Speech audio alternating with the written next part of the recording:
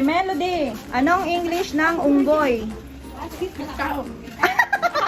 Ano daw? Mali.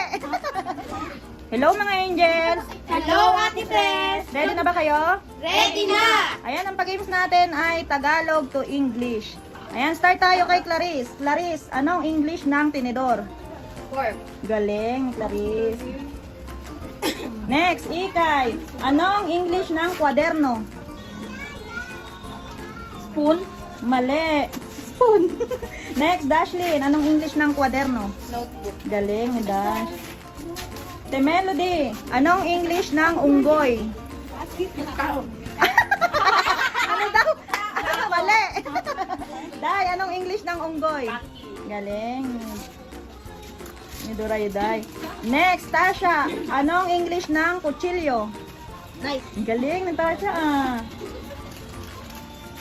Clarissa, anong English ng unan? Pillow. Galing ni Clarice.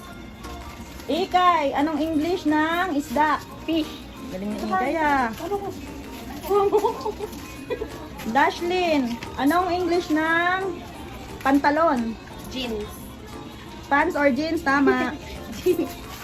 Durayday, anong English ng lapis? Pencil. Galing, Durayday. Ate Melody. Ate Melody.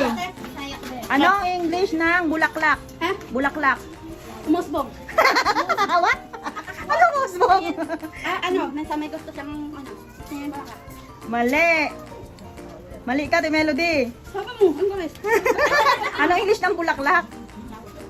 May gusto siyang, gusto niya yung flowers. Oh, tama, flower. Galing ni, nahuli mo natumbok mo Tasha, anong English ng barya? Oy. Galing, Tasha.